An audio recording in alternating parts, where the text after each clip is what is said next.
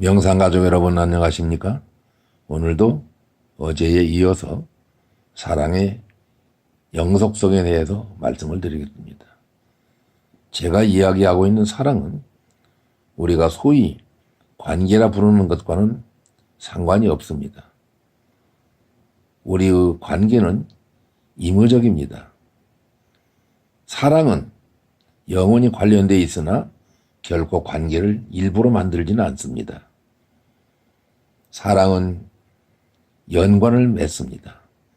나무와 태양과 달과 바람과 사람과 동물과 지구와 광물질까지도 연관을 맺습니다.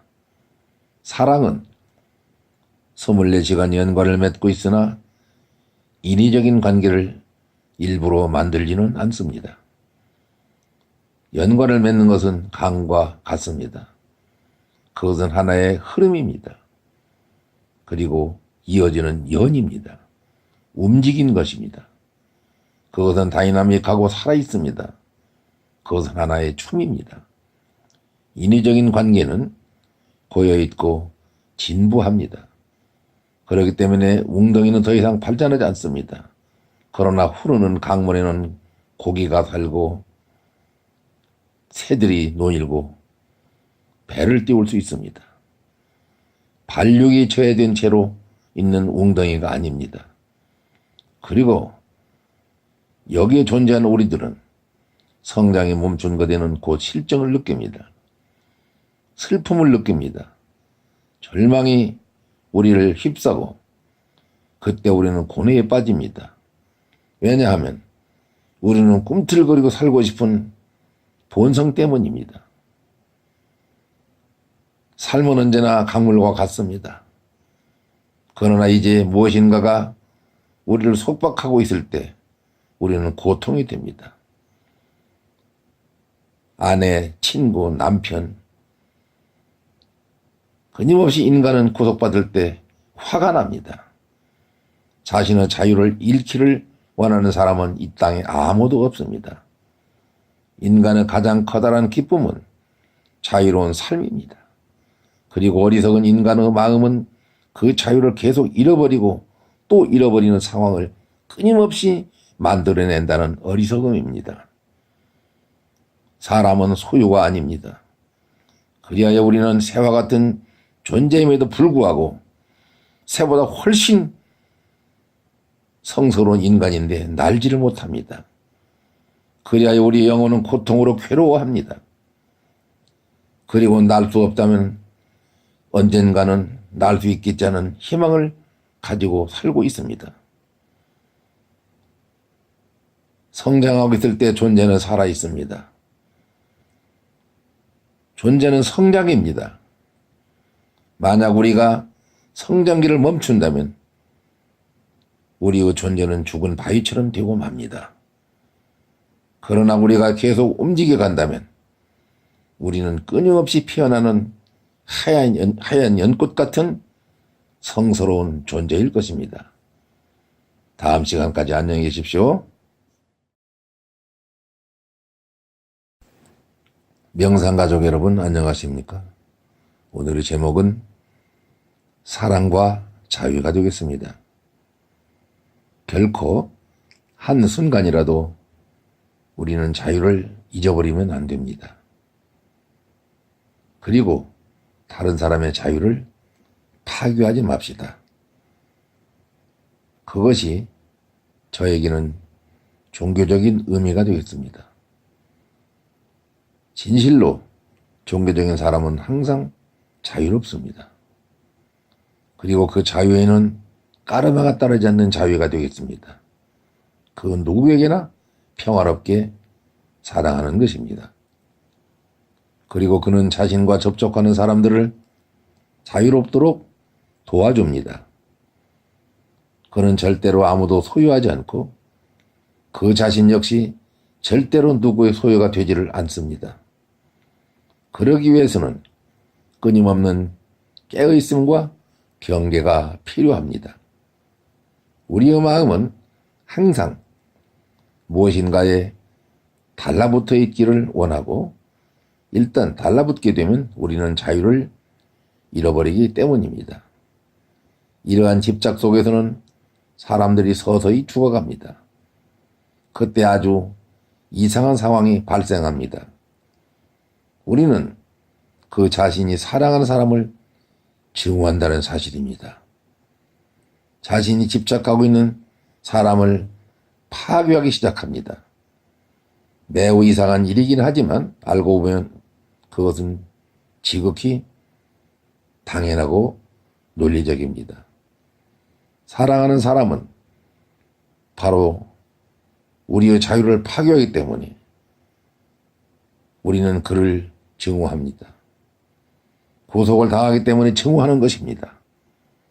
사랑이 우리를, 이웃을 구속하기 때문에 증오하는 것입니다. 우리는 일종의 포로가 되고 맙니다. 낯익은 것, 친숙한 것은 우리에게 어떤 편안함을 줌으로 우리를 집착하게 만듭니다. 우리는 미지의 것에 대하여 저 세상 너머의 것을 두려워했습니다. 그러므로 우리는 계속 자기 모순적인 행동을 했습니다. 한편으로는 집착하고 또 한편으로는 자유를 원했습니다. 그것이 세상 모든 사람이 허덕거리고 있는 상태입니다. 그들은 더 자유로워지고 싶은 생각을 떨쳐버릴 수가 없습니다. 왜냐? 자유는 인간의 본성이기 때문입니다. 자유를 떨쳐버린다는 것은 불가능하고 그렇게 할 방법도 어렵습니다. 오늘날까지 단 한 사람도 그렇게 하지 못했습니다. 그것은 성공하기가 어렵습니다. 그것은 우리가 자유를 사랑하기 때문이 아니라 우리는 자유이고 또한 자유 속에서만 성장할 수 있기 때문입니다. 진정한 자유는 집착을 초월하는 것입니다. 다음 시간까지 안녕히 계십시오.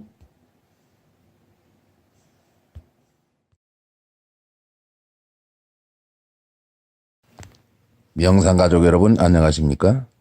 오늘의 제목은 바보상자의 유혹입니다. 사람들은 TV를 바보상자라고 부릅니다. 옳은 말 같습니다. 바보 기운이 있는 사람들만이 그 앞에서 하루 종일 시간을 보냅니다. 그러나 TV 자체는 그 앞에 앉아있는 사람들만큼 바보가 아닙니다. 그들이 계속 보고 있는 이유가 무엇입니까? 항상 똑같은 살인자들, 똑같은 폭력과 강간사건, 그리고 진부한 스토리들, 구태의에 난 삼각관계들, 두 여자와 한 남자, 혹은 두 남자와 한 여자, 이 얼마나 어리석습니까? 같은 스토리를 계속 되풀이해서 써내는 사람들이 있고 그것들을 계속해서 보고 있는 많은 바보들이 이 뻔한 스토리한테 속고 있습니다. 그 속에 새로운 것은 아직까지 없었습니다. 우리 자신은 훨씬 더 흥미로운 것들이 많습니다.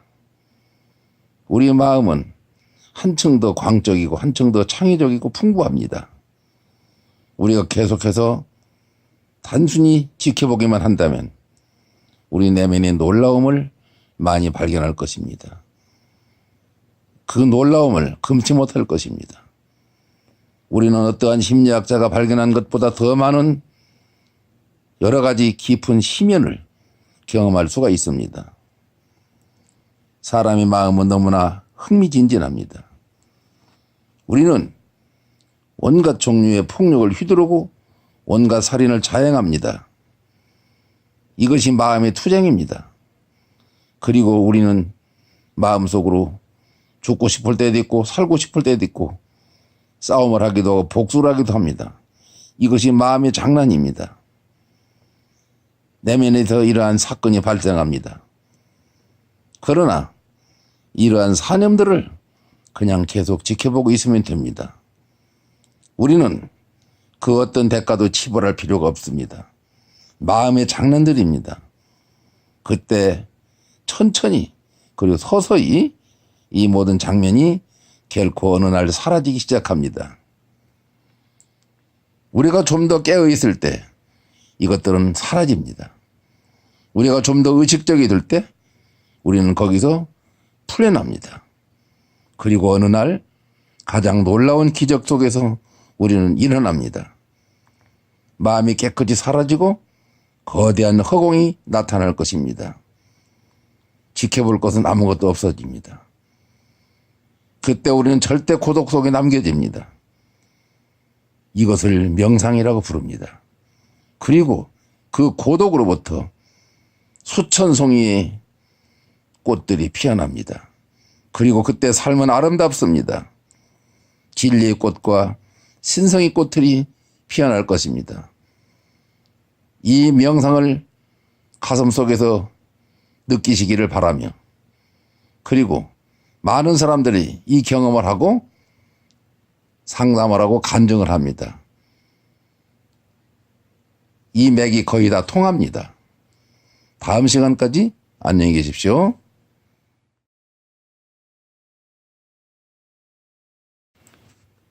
명상가족 여러분, 안녕하십니까?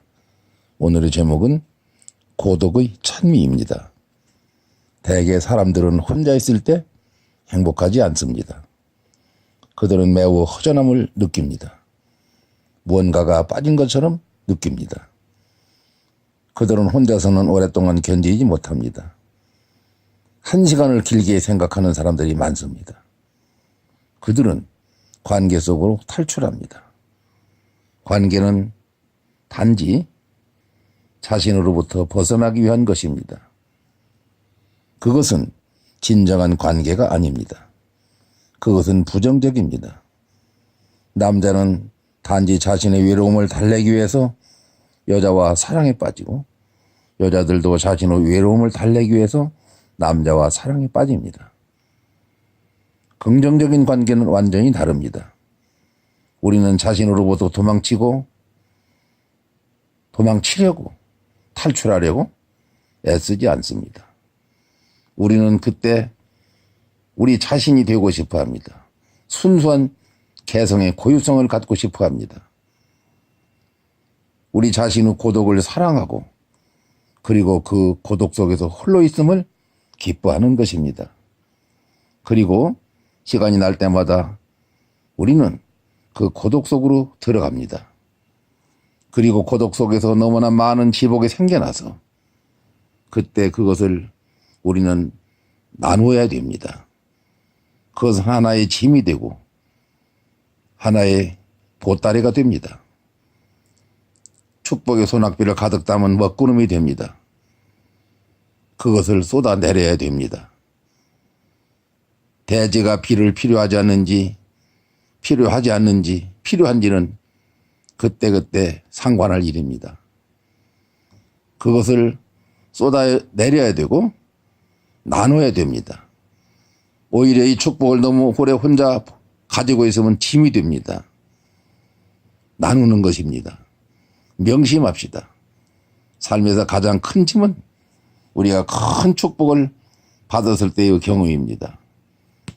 이 지복이 흘러 넘칠 때입니다.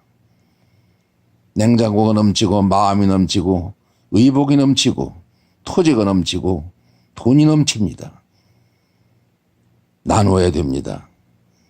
다른 것을 모두 지고 갈 수 있으나 축복은 반드시 결단코 나눠야 됩니다.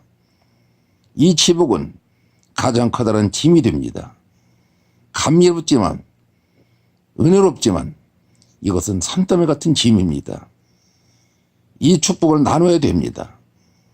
그때 혼자서는 그것을 지고 갈 수 없습니다. 미리 이 땅을 떠나기 전에 우리는 나눠야 됩니다. 우리 자신에게 함께 나눌 친구가 필요합니다. 이 축복을 나눌 친구가 필요한 것입니다. 그때의 관계가 비로소 긍정적인 관계가 됩니다. 나누지 못하는 것은 바보입니다. 그때 우리는 사랑 속에 빠지는 것입니다. 이게 진짜 사랑입니다. 이 사랑 속에서 우리는 샛별이 떠오릅니다. 이 사랑 속에서 축복이 더욱더 샘물처럼 솟아오릅니다. 이때 남성과 여성은 함께 사랑해 소생할 수 있습니다. 이것이 은희입니다. 다음 시간까지 안녕히 계세요.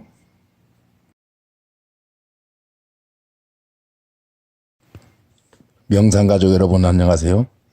오늘의 제목은 계산할 수 없는 삶이 되겠습니다. 우리의 삶은 계산이 될 수 없습니다. 삶이 계산이 될 때 그것은 지루한 산문이 되고 시시해집니다. 그때 삶은 산수가 되고 논리가 됩니다. 그리고 모든 것은 몸이 건조해집니다. 꽃도 없고 춤도 없고 마음의 여유도 없고 노래도 없고 사는 것이 아니라 단지 끌려다닐 뿐입니다. 그러나 시와 사랑과 음악과 찬양으로서 우리는 삶을 살 수도 있습니다. 그것은 우리가 선택하는 것입니다. 어떻게 살아가야 될 것인가 하는 것은 우리에게 달려 있습니다.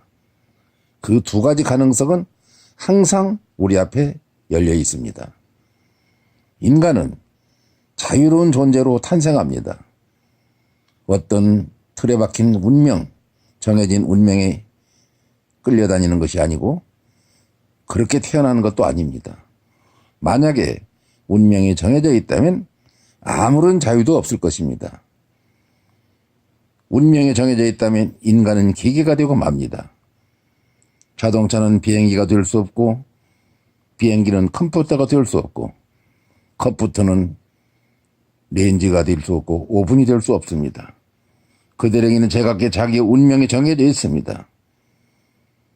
모든 것이 결정되어 있습니다. 미리 결정되어 있기 때문에 확실한 프로그램을 따라 진행되고 있는 것입니다. 그러나 인간이란 기계로 태어나지 않았습니다. 절대적인 자유를 지니고 태어났습니다. 인간은 맞춤 양복 같은 것이 아닙니다. 인간은 한 걸음 한 걸음 모두 그 자신이 선택해서 걸어갑니다. 산문적인 삶을 살 것인지 시적인 삶을 살 것인지 논리적으로 살 것인지 사랑으로 살 것인지 수학으로 살 것인지 음악으로 살 것인지 신성한 은총으로 살 것인지는 각각 선택할 일입니다. 그것은 항상 기본적인 자기의 선택입니다. 그것을 인식하고 신중하게 선택합시다. 그리고 우리는 진지하고 현명해야 됩니다. 우리의 삶이 시가 되도록 합시다. 그리고 노래가 되도록 합시다. 오직 그때 우리 자신은 신이 무엇인지 신성이 무엇인지 알게 될 것입니다. 시인들과 예술가들, 화가들, 노래 부르는 사람들, 춤추는 사람들, 이런 사람들은 신성에 가깝습니다. 왜냐? 그들은 여유가 있기 때문입니다. 여유 속에서 우리는 신을 만날 수 있습니다. 춤추는 자가 됩시다. 그리고 그 희귀한 순간에 우리는 신성을 맛볼 것입니다. 삶은 다시 말해서 계산이 아닙니다. 각자의 고유성으로 오늘 하루를 살아갑시다. 다음 시간까지 안녕히 계세요.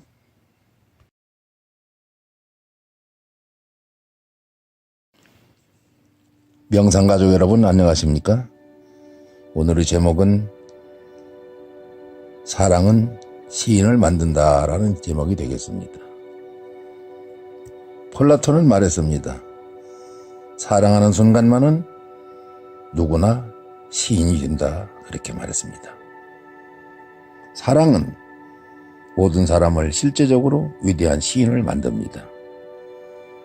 사랑은 모든 사람을 가수로 만듭니다. 사랑은 모든 사람을 춤꾼으로 만듭니다. 사랑은 모든 사람을 느긋한 명상가로 만듭니다. 사랑은 모든 사람을 아주 여유 있는 가슴으로 변형시킵니다. 만약 사랑이 우리를 시인으로 만들지 못한다면 어떤 것도 우리를 시인으로 만들 수 없습니다. 사랑은 우리 존재 속에서 완전히 새로운 차원을 열어줍니다.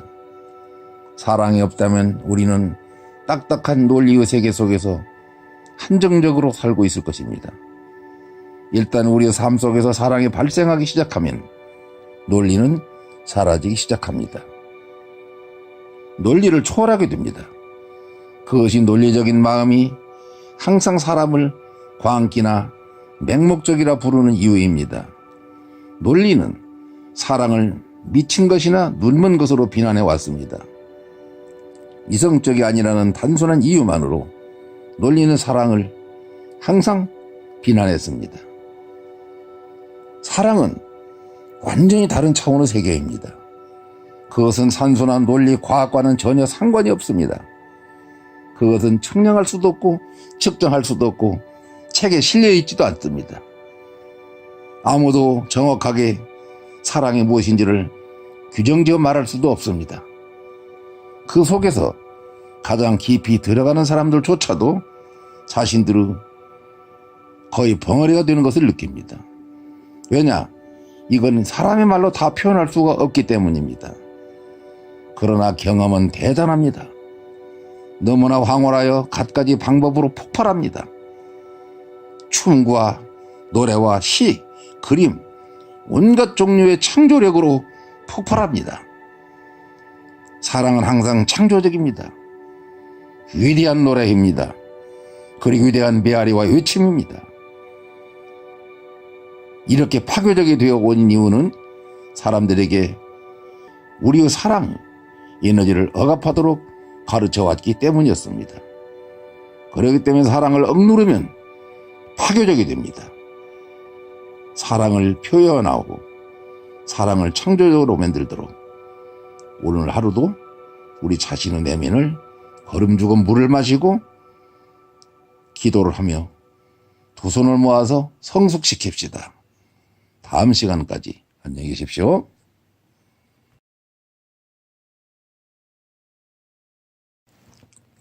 명상가족 여러분 안녕하십니까? 오늘의 제목은 활기찬 삶이 되겠습니다. 삶은 오직 우리 내부에서 사랑이 불타오를 때만이 가능합니다. 사랑이 넘칠 때 사는 삶이 곧 참다운 삶이 되겠습니다.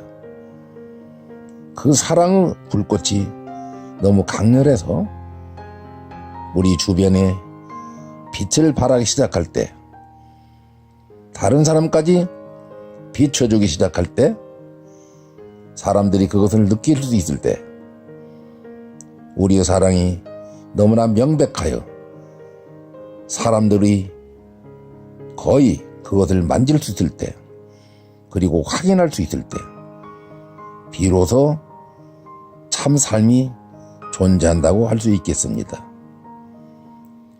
그때 우리의 삶은 우리 자신뿐만이 아니라 모든 이웃 사람들에게도 축복으로 전달됩니다. 왜냐하면 빛이 있는 곳에는 어둠이 없기 때문입니다.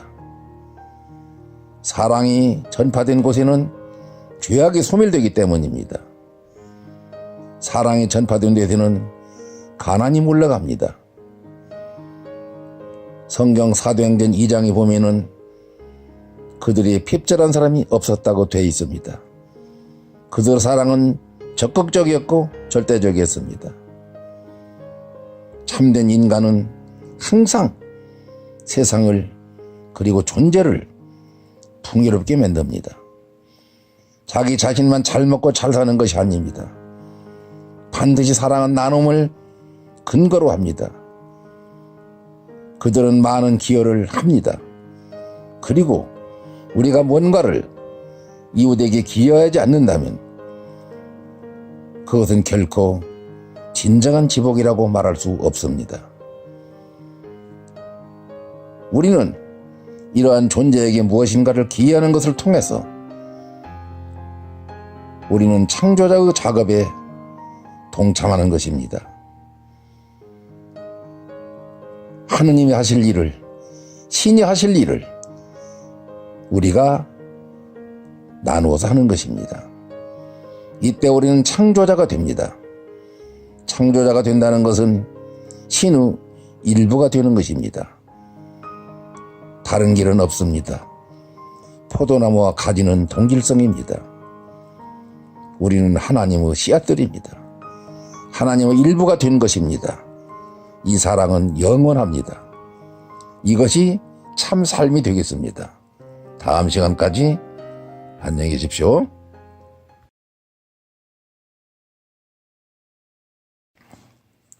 명상가족 여러분 안녕하십니까? 오늘의 제목은 두 가지 삶의 방법이 되겠습니다. 인간은 두 가지 방법으로 살 수 있습니다. 에너지가 고여있는 웅덩이가 되거나 역동적으로 흘러가는 에너지가 강이 되는 것입니다. 고여있는 웅덩이는 결코 자기 외에는 아무것도 알지 못합니다. 이러한 우물안의 개구리는 답답한 삶을 살 수 있습니다. 그것은 절대로 자신의 경계선을 넘어가지 못합니다. 이것이 에너지가 고여있는 웅덩이의 에고입니다. 그러나 강처럼 흘러가는 에너지는 우리가 항상 우리 자신을 초월할 수 있도록 도와줍니다. 그것은 끊임없는 초월 정신입니다. 그것은 저 큰 바다 대양을 향한 무한을 향한 경계선 저 너머의 움직임입니다. 삶은 강이 되는 것입니다. 그리고 강이 되어야 됩니다. 항상 움직이고 결코 집착할 시간이 없습니다. 집착하는 순간 그는 손해를 봅니다. 강은 언제나 미지의 세계 속으로 들어갈 준비가 되어 있고 새로운 것을 위하여 낡은 것을 희생할 준비가 되어 있습니다. 위험하게 사는 것이 올바른 삶의 방법입니다. 왜냐? 삶은 항상 모험이기 때문입니다. 항상 별들을 탐험하고 별들에 도달합니다. 또 다른 별을 또 탐험하고 탐구합니다. 그때 삶은 자연히 명상적이 됩니다.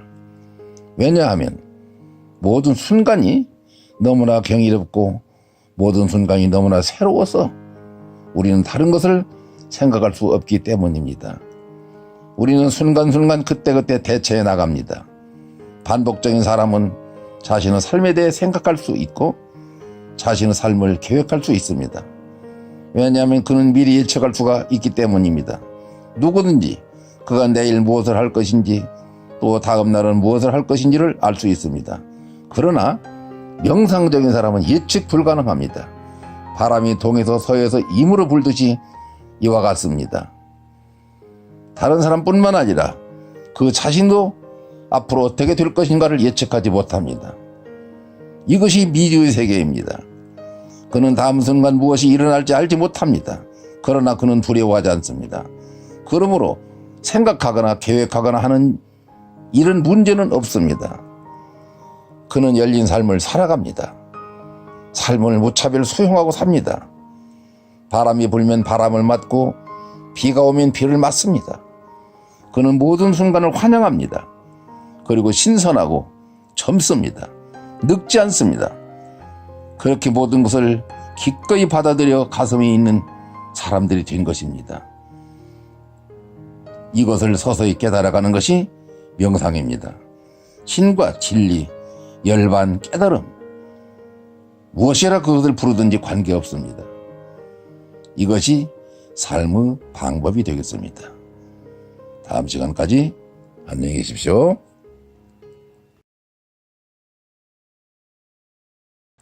명상가족 여러분 안녕하십니까? 오늘의 제목은 핍박받는 진리가 되겠습니다. 어떤 태도나 접근을 위하여 자신의 삶을 바치는 사람이 존재할 때마다 진리를 발견하려고 노력하는 사람이 존재할 때마다 이 사회는 즉각적으로 그를 적대시했습니다. 그에게 복수를 하기 시작하고 그를 용서하지 못합니다. 왜냐하면 인간 사회는 거짓투성으로 살아가기 때문입니다. 그러므로 진리에 몰두하는 사람들은 모두가 기득권의 위험이 되고 있었습니다. 때로는 박해를 당하고 왕따를 당하고 살해를 당하기도 했습니다. 인간은 언제나 그렇게 해왔습니다.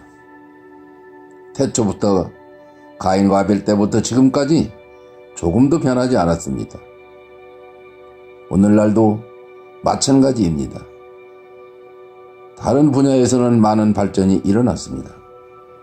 기술적으로, 과학적으로 오늘날 인간은 훨씬 고등해졌습니다.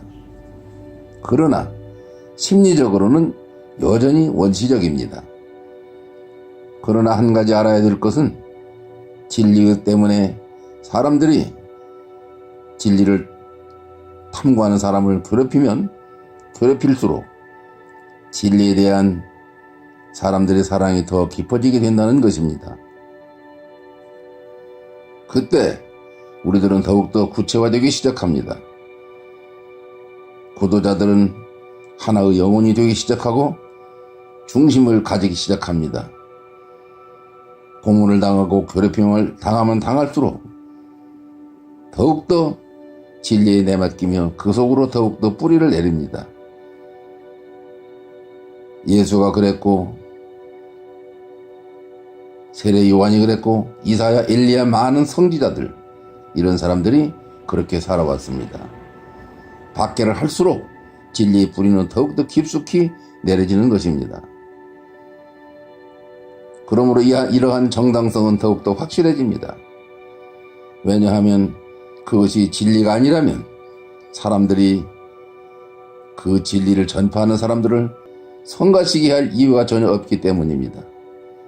만약에 아주 많은 사람들이 불안해하며 이 진리를 전파하는 사람들을 못살게 군다면 그것은 바로 우리가 뭔가 중요한 것을 발견했다는 것을 말해줄 것입니다.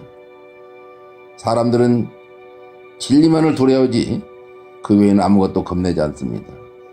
그러므로 진리는 세상의 빛이지만 세상의 칼이 되기 때문에 많은 사람들은 그것을 싫어합니다. 오늘날도 정의로운 사람들은 항상 박해를 받았습니다. 가짜뉴스, 거짓투성이들, 이중적인 삶, 강대국이 두려워 말 한마디 크게 하지 못하는 현실이 되었습니다. 정치도 마찬가지고 종교도 이것을 두려워합니다. 정의는 살아있습니다. 오늘도 정의와 진리의 소리에 귀를 기울이는 하루 되시기를 바라며 다음 시간까지 안녕히 계십시오.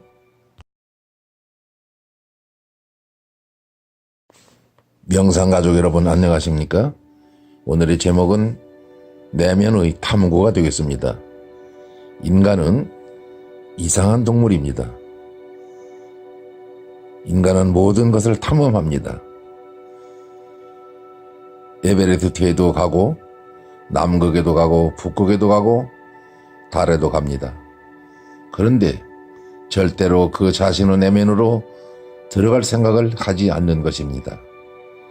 그것은 인간이 앓고 있는 가장 심한 질병입니다. 인간이 탐험하지 않고 내버려 두는 유일한 곳은 바로 자기 자신의 내면 세계입니다. 그러나 진정한 보물은 그곳에 있습니다. 자기 존재의 성지 속으로 들어가지 않는다면 인간의 삶은 단지 낭비일 뿐입니다. 사람은 이렇게 막대한 낭비를 하고 있습니다. 우리는 황금과 같은 기회를 매 순간순간 잃어버리고 있습니다. 그러나 우리는 황금의 기회를 잃어버리고 있다는 사실조차 깨닫지 못하고 살아가고 있습니다. 우리는 너무나 무의식적이어서 귀중한 것을 모두 내다 던져버리고 너무나 많은 사람들이 계속 보잘것없는 잡동사니들만 모으며 쓰레기더미에서 살아가고 있습니다. 계속해서 오래된 그림들을 모으는 사람들이 있습니다. 그것은 그림이 오래되면 될수록 훌륭한 것으로 생각하는 것입니다. 우표를 모으기도 하고 화폐를 수집하기도 합니다. 저도 한때 우표를 모으는 취미를 가지고 있었습니다. 그러나 그러한 온갖 종류의 어리석음이 계속될 때 우리 내면은 더욱더 감춰지고 우리 내면의 보물섬은 더욱더 깊이 숨겨져 매몰되고 있습니다. 이러한 것은 우리가 축복에 대한 가치관을 너무나 그릇되고 잘못된 방향에서 찾아가고 있는 어리석음 때문입니다. 찾을 만한 가치가 있는 유일한 보물은 우리 내면의 본성입니다. 진정한 모험은 우리 내부로 들어가는 것입니다. 일단 그것이 우리의 사명이 되면 무슨 비밀이 있더라도, 무슨 일이 있더라도 나는 나 자신을, 나는 나의 본성을, 나는 나의 존재를 발견해야 되는 것입니다. 나는 이번 삶의 기회를 놓치지 않겠다는 결심을 확고히 하고 우리의 에너지를 쏟아붓는다면 결코 실패하지 않을 것입니다. 아무도 실패한 적이 없습니다. 자신의 에너지를 내면을 참고해서 내면을 찾아 헤매는 여정에서 쏟아낸 사람은 누구든지 항상 그 자신을 지금까지 발견했습니다. 이것이 신의 공평입니다. 내면으로 돌아갑시다. 다시 한번 말씀드립니다. 우리는 내면을 개발해야 됩니다.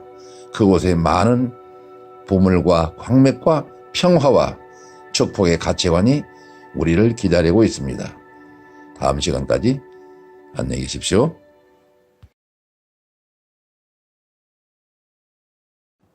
명상가족 여러분 안녕하십니까?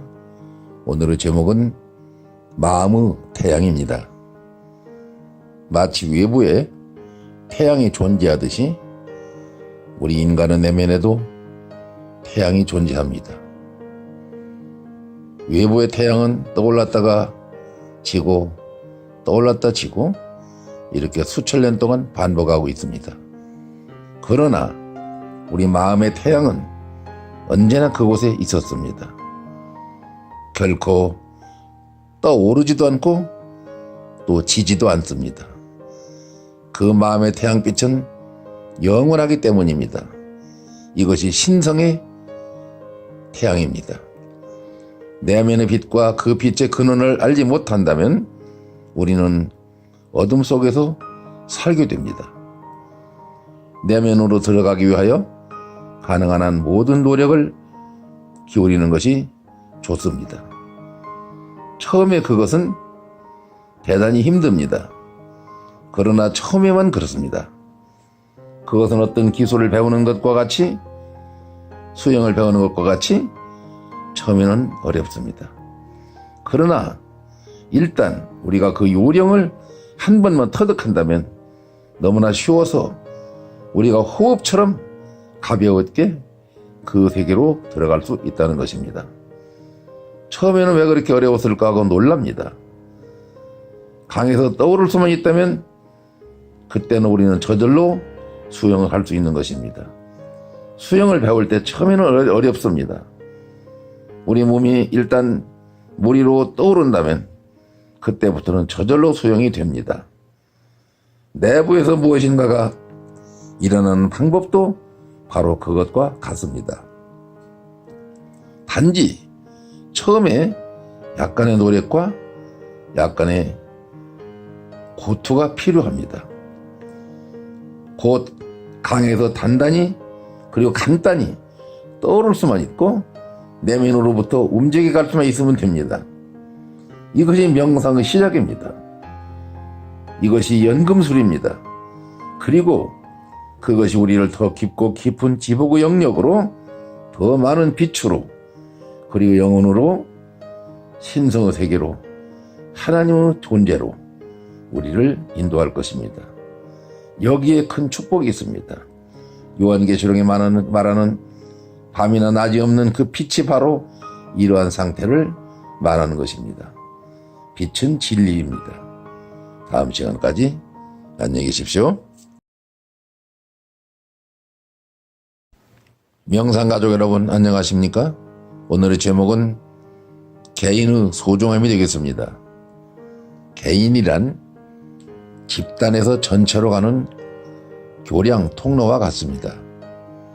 그것은 우리를 최초로 집단으로부터 자유롭게 합니다. 그리고 일단 우리가 집단으로부터 자유로워진다면 우리는 더 이상 개인이 될 필요성이 없어집니다. 우리는 그때 전체 속으로 용해될 수 있습니다. 그것이 개체로서의 기적입니다.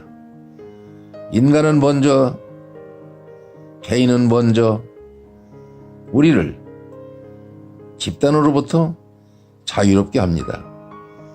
그리고 나면 개인은 저절로 소멸됩니다. 그 필요성이 끝났기 때문입니다. 개인은 더 이상 필요치 않습니다. 그것은 약과 같습니다. 약이란, 약의 속성은 질병을 물리치고 나면, 병을 치료하고 나면 더 이상 필요 없게 되는 것과 마찬가지가 되겠습니다. 그때 건강해진 몸은 약봉지를 던져버립니다. 진정한 승리는 신의 승리를 의미합니다. 신이 집단을 이긴 것을 의미하는 것입니다. 생명이 죽음의 딱딱한 껍질을 깨고 나온 것을 의미합니다. 먼저 사회로부터 자유롭게 됩시다. 이 집단으로부터 자유로워지는 것입니다. 그리고 나서 자아로부터 자유로워지는 것입니다. 자아 없이 사는 것, 마음 없이 사는 것은 신 안에서 사는 것입니다. 그것이 우리의 승리입니다. 그때 우리의 불행이 없어지고 모든 갈망이 없어집니다. 여기가 존재의 궁극이기 때문이 되겠습니다. 그때 모든 것이 기쁨이고 축복이고 평화이고 더 이상 부대낌이 없는 낙원이 되는 것입니다. 이것이 영원성입니다. 이것이 영원무궁한 유토피아가 되겠습니다. 다음 시간까지 안녕히 계십시오. 병상가족 여러분 안녕하십니까? 오늘의 제목은 진정한 친구의 사랑이 되겠습니다. 프랑스가 낳은 세계적인 화가 장 프랑스와 밀레는 무명 시절에 그의 그림은 인정을 받지 못했고 작품은 팔리지 않았습니다. 항상 그는 가난에 허덕였습니다. 이렇게 여러 해 동안을 지내던 중 밀리를 집근에서 아주 사랑하는 친구가 찾아와서 말했습니다. 여보게, 자네의 그림을 사려는 사람이 나타났어. 밀리는 친구의 말에 반가우면서도 한편으로는 의아했습니다. 왜냐하면 그의 작품은 한 번도 팔린 적이 없었기 때문이었습니다. 이렇게 그는 여러 해 동안을 무명 시절로 보냅니다. 그때 친구가 다시 말했습니다. 내가 자네의 그림을 화랑에 소개했더니 화랑 측에서 구입 의사를 밝히더군. 내게 그림을 골라달라며 성금까지 맡기고 갔다네 하면서 친구는 밀레에게 300프랑을 건네주었습니다. 끼니 걱정을 안고 사는 밀레는 그 돈이 생명줄과 다름이 없었습니다. 그 뒤로 밀레는 천천히 그림이 인정받으며 서서히 호평을 받았습니다. 그림도 한두 점 팔려나가기 시작했습니다. 그는 이제 작품에 몰두하고 있었습니다. 시간이 지나며 경제적으로도 어느 정도 여유를 찾게 된 그는 어느 날 지난날 고마웠던 친구를 아주 오랜만에 찾아갔습니다. 그림을 소개한 친구 집이었습니다. 그런데 그는 화랑의 부탁이라며 자기에게 돈을 주고 사간 그림이 친구의 거실에 걸려있음을 보고 놀랐습니다. 그는 눈물을 글썽였습니다. 밀리는 그제서야 친구의 살이 깊은 마음을 알고 눈물을 흘렸습니다. 그렇게 가난한 친구의 자존심을 지켜주고 싶었던 그는 남의 이름을 빌려서 밀레의 그림을 사주고 여기저기 그의 그림을 소개했고 그의 인간관과 작품 세계를 퍼뜨렸던 것입니다. 잠언 18장 24절에 많은 친구를 얻는 자는 해를 당하거니와 어떤 친구는 형제보다 친밀하니라. 진정한 친구의 관계는 물질을 넘어선 세계입니다. 때로는 콩팥도 나눠주고 심장도 떼주는 것이 친구의 사랑이라고 저는 생각합니다. 다음 시간까지 안녕히 계십시오. 명상가족 여러분 안녕하십니까? 오늘의 제목은 인생의 짐이 되겠습니다. 인간에게는 짐이 있습니다. 저마다 이 땅에 태어나면 자기의 몫의 짐이 있다는 것입니다. 등산객의 배낭이 무거워 벗어버리고 싶을 때도 잘 참고 정상에 올라가 배낭을 열어보면 거기는 먹을 것이 많고 음료수가 나옵니다. 행복합니다. 인생도 이와 같습니다. 삶에서 가벼운 짐이 없는 사람은 아무도 없습니다. 사람은 누구나 태어나면 자기 몫의 짐을 감당하며 살다가 이 세상 소풍을 끝내는 것입니다. 이것은 내공과 개인의 능력에 따라 여러 사람의 몫을 감당하는 사람도 있고 자신의 몸 하나를 간수 못하는 갈대 같은 사람도 있습니다. 결국 인생 자체가 짐임을 어느 날 문득 깨닫습니다. 노인은 지팡이를 의존해서 걷기도 힘들고 갓난아이는 엎어지고 넘어지고 무릎을 다치고 얼굴을 갉히고 여러 과정을 겪습니다. 가난도 짐이고 재산이 많은 것도 짐이고 질병도 짐이며 건강이 너무 넘치는 것도 짐입니다. 책임도 권세도 그만큼 모두가 짐입니다. 헤어짐도 만남도 미움도 사랑도 짐이며 살면서 부딪히는 일 모두가 내공이 떨어지면 무거운 짐으로 돌변합니다. 차라리 이럴 바에는 잘 정돈하여 기꺼이 짐을 지고 가는 것이 현명한 사람의 방법입니다. 아프리카의 원주민들은 강물을 건널 때 일부러 무거운 돌을 배낭에 짊어지고 걷는답니다. 이리하여 급류에 휩쓸려 떠내려가지 않은 것으로 무거운 짐이 오히려 자신을 살린다는 지혜를 깨달았던 것입니다. 화물차가 도는 뒷바퀴가 도는 것을 막으려고 시골 사람들을 보면 일부러 짐을 싣는 것을 보았습니다. 이것은 헛바퀴 도는 것을 막기 위함입니다. 오르막에는 오히려 짐을 싣고 갈 때 차는 더 힘을 발휘합니다. 삶의 짐이란 마냥 나쁜 고통만은 아닙니다.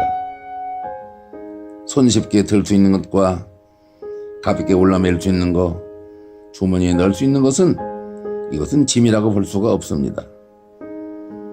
이런 거로 행복은 내 마음에 있고 천국도 지옥도 내 마음, 내공, 능력, 건강 상태에 따라서 결정되어지는 것입니다. 다음 시간까지 안녕히 계십시오.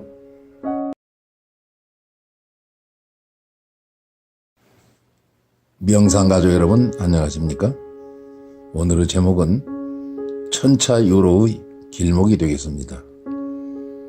사람들이 무모하게 산다고 내 눈에 보기에 어리석게 산다 하여 비난하지 맙시다. 한 사나이가 있었습니다.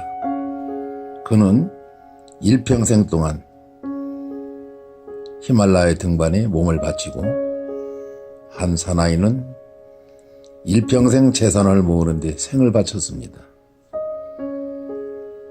한 사람은 종교에 귀하여 구도에 몸을 바쳤고 어떤 사람은 일평생 낚시를 하며 취미생활에 몸을 바쳤습니다. 그때 또 한 사람이 말했습니다. 그는 굉장한 현실주의자였습니다.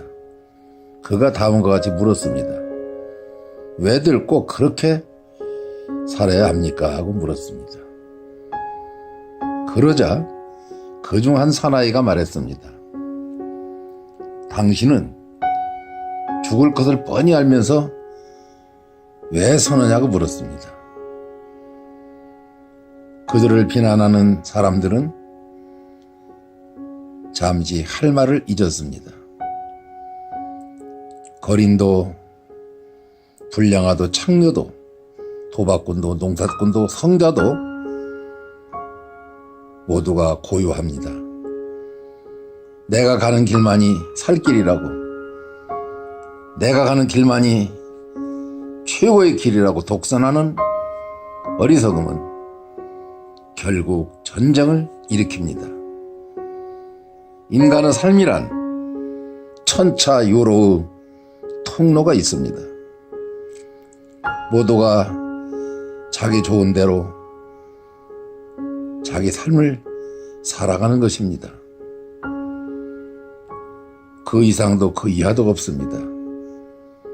서로가 사랑하는 것은 서로를 인정해주는 것입니다. 사랑은 허다한 죄를 덮습니다. 다음 시간까지 안녕히 계십시오.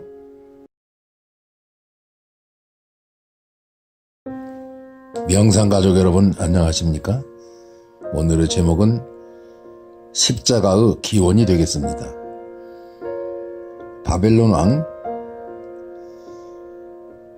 담무즈란 이름이 첫 글자 T자를 인용해서 당시의 제사장들의 복장이나 기타 의복에 표시하고 또한 가슴과 흉배에 부착하는 호심패, 부적으로 사용하여 신앙적인 상징물로 삼았습니다.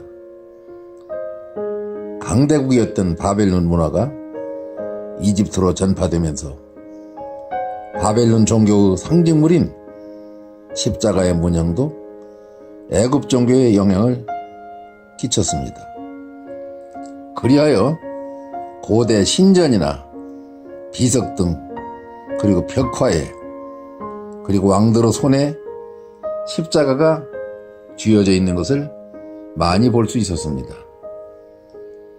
로마인들도 그들의 문화가 발달되기 이전에는 십자가를 숭배의 대상으로 삼고 부적으로 활용하고 비석에 새기기도 하고 교회에서도 도구로 사용했습니다. 그 밖에도 십자가는 이방인들의 사형틀로 사용되기도 했습니다. 로마 시대에는 예수를 죽인 형틀로도 사용되었습니다. 이런 십자가를 교회의 상징으로 사용한다는 것은 교회가 이방 종교를 흡수하고 타락했다는 것입니다.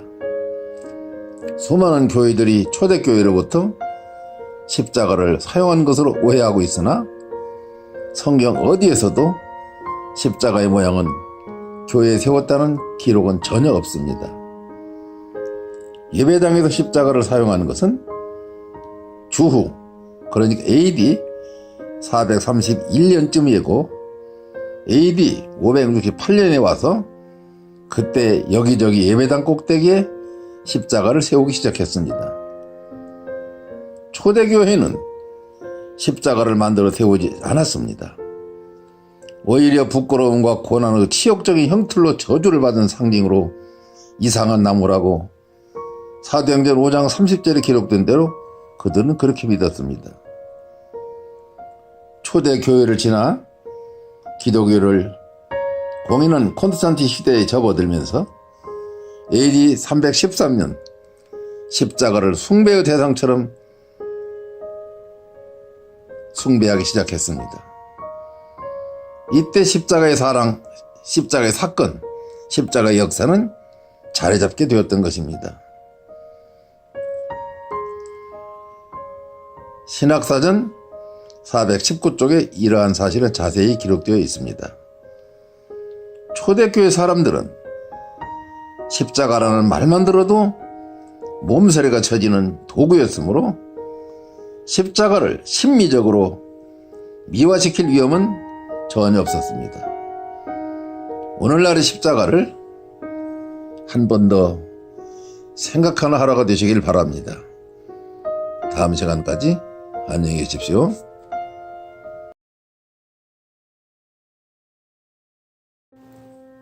명상가족 여러분 안녕하십니까? 오늘의 제목은 내면의 소리가 되겠습니다. 신은 우리 내면의 목소리입니다. 여기 어떤 성직자의 고해성사 같은 것은 필요 없습니다. 우리는 우리의 삶에 대하여 누군가로부터 어떤 특별한 가르침을 받지 않아도 우리는 하느님의 영을 통해서 성숙할 수 있습니다. 그러나 꼭 한 가지 명심해야 될 것이 있습니다.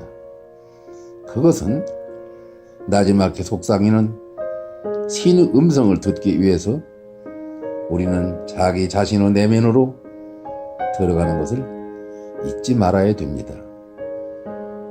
일단 그것을 듣게 되면 우리가 그것을 들을 수 있는 법을 터득하게 되면 우리의 삶 전체가 바뀝니다. 우리는 무엇이든지 이러한 내면의 회개를 통해서 엿들을 수 있고 탐구하고 터득해 나갈 수 있습니다. 소크라테스는 알미 선이라고 말했습니다. 무지는 죄악이라고 했습니다. 그가 말하는 알미란, 그가 말하는 지식은 참된 지식을 뜻하는 것이 되겠습니다. 일반적인 알무 지식을 뜻하는 것이 아닙니다. 다시 말해서 직관적인 통찰력, 이렇게 하는 것을 의미했던 것입니다. 그의 말은 굉장한 의미를 가지고 있습니다. 직관적으로 하는 것은 선입니다. 그런 선이 무엇인지, 죄가 무엇인지 말하지 않습니다. 단지 직관적인 알미 선이라고 말합니다. 왜냐하면 직관적으로 아는 사람, 그 자신의 가장 깊은 중심의 소리를 들을 수 있는 사람은 선할 수밖에 없기 때문입니다. 그러한 사람은 잘못될 수가 없습니다. 그것은 불가능합니다. 일단 내면의 음성을 듣게 되면 나와 여러분은 그것을 반대할 수 없습니다. 이러한 깊은 시민의 체험은 양보하지도 않습니다. 자기를 성숙시켜 나가는 대단한 에너지가 되기 때문입니다. 이러한 사람은 어리석을 수가 없기 때문입니다. 내면의 음성을 거스르는 것은 상상할 수도 없습니다. 나는 여러분에게 훈계를 하는 것이 아닙니다. 단지 우리가 여러분 자신의 중심으로부터 나오는 음성을 듣고 그리고 우리 자신의 가슴을 따라가도록 도와드리자는 것입니다. 그것이 선이고 그것이 진정한 덕이고 그것이 진정한 도덕입니다. 그것은 우리의 가장 깊은 중심으로부터 나옵니다. 거기 외부로부터 나오는 것은 없습니다. 내면으로 들어갑시다. 다음 시간까지 안녕히 계십시오.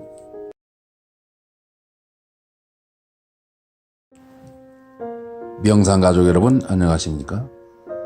오늘의 제목은 내면의 태양이 되겠습니다. 인간의 영혼은 캄캄한 밤의 어둠 속에서 대다수 살아가고 있습니다. 바깥의 아침이 와도 내면의 아침 오기란 매우 드뭅니다. 인간 내면의 아침 오는 순간 나와 여러분은 그리스도가 되는 것입니다. 불교식으로 그대는 나는 붓다가 되는 것입니다. 모든 삶은 진실로 그러한 내면의 아침을 얻기 위한 하나의 기회를 바라보는 것입니다. 이 광명한 아침을 바라보며 좁은 길을 가며 구도를 하는 것입니다. 내면의 태양이 떠오를 때 진정한 구원이며 진정한 자유, 바람이 일어나는 것입니다. 그리고 그것은 떠오를 수 있습니다. 그것은 우리를 기다리고 있습니다. 바로 우리 쪽에서 암시를 보낼 때 그 태양은 떠오르기 시작합니다. 어둠이 사라지기 시작합니다. 나는 받아들일 준비가 되어 있습니다. 나는 빛을 사모합니다. 이 광명한 태양을 환영합니다라는 신호를 하늘에서 포착하기만 하면 기적이 일어나기 시작합니다. 현명한 사람들은 자신의 내면 존재를 탐구하기 시작합니다. 이것이 구도 여행입니다. 천리 만리를 걸어가는 것이 아닙니다. 방에 앉아서도, 일을 하면서도, 길을 걸으면서도, 음식을 만들면서도 이 여정은 끝나지 않습니다.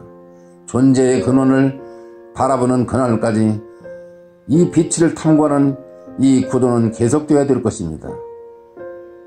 그의 최초의 탐험이 될 것입니다. 나의 내면 속에 무엇이 있는지를 알지 못하면서 어떻게 전 세계의 모든 것을 찾아 나설 수 있겠습니까? 그것은 너무나 방대한 세계입니다. 그러나 자기 내면을 들여다본 사람은 그 자리에서 즉시 모든 것을 발견합니다. 이것을 도노라고 부릅니다. 호련히 우리 마음이 변합니다. 그것은 점진적인 발전이 아닙니다. 갑작스러운 현상이며 갑작스러운 깨달음이며 갑작스러운 빛의 발견입니다. 이것이 마음의 태양입니다. 이 태양은 밤에도 떠오릅니다. 다음 시간까지 안녕히 계십시오.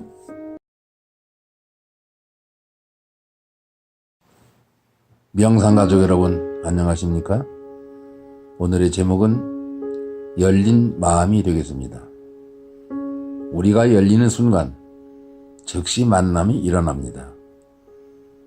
신은 항상 열려 있습니다. 문제는 우리 자신에게 있습니다. 우리가 닫혀 있는 것입니다. 태양은 떠올랐으나 우리가 눈을 감고 있기 때문입니다. 태양이 뭘 어떻게 할 수 있겠습니까? 빛이 쏟아지고 있으나 우리는 어둠 속에서 살아가고 있는 것입니다. 우리가 눈을 뜨는 것은 매우 쉬운 일입니다.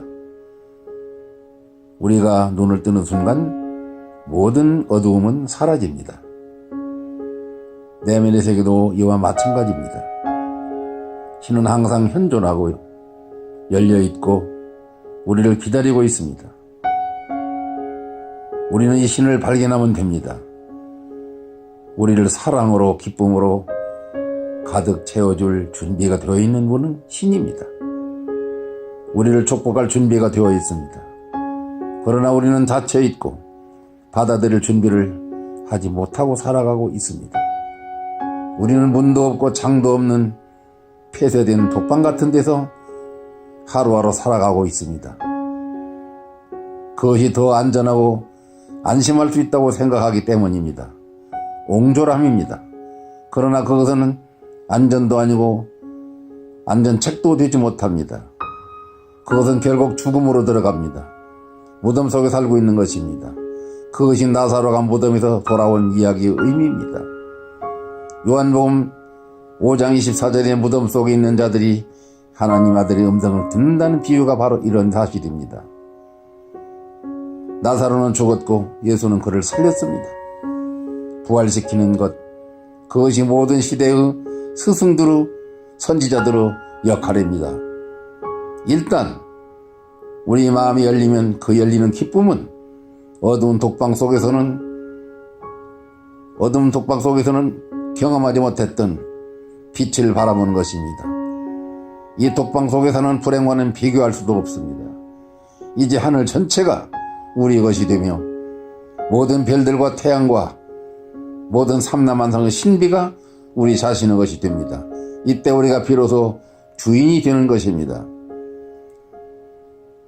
스승들은 단지 신의 도구일 뿐입니다. 신의 매개체입니다.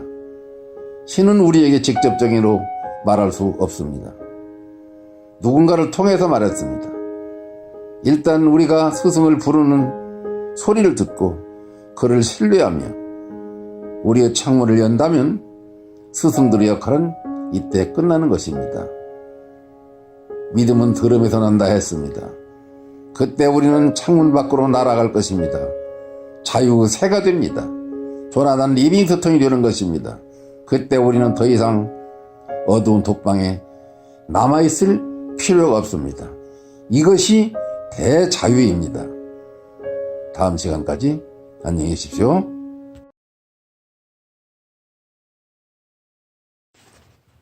명상가족 여러분 안녕하십니까? 오늘의 제목은 지금 여기에 있기가 되겠습니다. 나는 다른 세계나 죽음 너머의 무엇인가를 찾지 않습니다. 저는 이 순간 지금 여기를 낙원 파라다이스로 변형시키려고 힘쓰며 살아가는 사람입니다. 사후 세계보다는 지금 현재에 관심이 많습니다. 신이 주신 이 땅에서 축복된 삶을 사는 것을 최고의 목적으로 삼습니다. 나는 뒤로 미루지 않습니다. 오늘 할 일을 여간해서 미루는 법이 없습니다. 우리가 선을 행하면 죽은 후에 우리는 보상을 받을 것이다라는 신앙이 아닙니다. 이렇게 말하는 사람들은 많은 부분이 속고 삽니다. 이를테면 생일날 음식을 잘 먹으려고 일주일을 굶은 다음에 생일날 아침에 쓰러지는 일이 있어서는 불행하다는 것입니다. 사후 세계에 무슨 일이 일어날지 아는 사람이 있는 것이 아닙니다. 다들 누가 꿈을 꾸고 천국을 갔다 왔다 지옥을 갔다 왔다 하며 헌금을 거두고 모임을 하고 하는 것들 다 조심해야 됩니다. 성경은 우리에게 이런 것들을 속지 말라고, 그리스도가 골방에 있다 광야에 있다 하더라도 믿지 말라고 했습니다. 많은 사람이 이렇게 유혹을 했습니다. 지금 여기가 곧 천국입니다. 그런 사람들도 어느 날 시험에 빠지는 것을 저는 많이 보았습니다. 많은 강사들이 그런 길을 가다가 쇠고랑을 찬 사람들도 많습니다. 나는 결코 나중을 기약하지 않습니다. 오늘의 사과나무를 심으면 머지않아 나무 열매를 따먹는 것은 우리의 심은 대로 거두는 축복일 것입니다. 뒤로 미루는 것은 매우 교묘한 마음의 술책입니다. 이 순간을 완전하게 삽시다. 항상 명심합시다. 이것이 우리가 가진 유일한 순간이고 다른 순간은 없습니다. 다른 세계는 너무 기대하지 말고 지금 이 순간을 잘 삽시다. 이 세계가 신성이고 하나님의 나라이고 극락정토입니다. 이런 통찰력이 우리 속에 자리를 잡으면 그것이 우리의 삶 전체를 변화시켜 줍니다. 그때 작은 것들이 너무 아름답습니다. 그때 보잘것없는 것들이 신성해집니다. 업신여겼던 것들이 굉장한 것으로 다가옵니다. 그때 평범한 것들이 갑자기 비범해집니다. 바울이 말했습니다. 빌릭스를 찾아가다 복음을 전했을 때 그가 이렇게 말합니다. 시방은 바쁘니까 가라. 다음에 기회가 있을 때 내가 그대를 다시 부르리라. 그러나 그 부르리라는 사람은 다시는 부르지 않았습니다. 기회는 지금 이 순간뿐입니다. 다음 시간까지 안녕히 계십시오.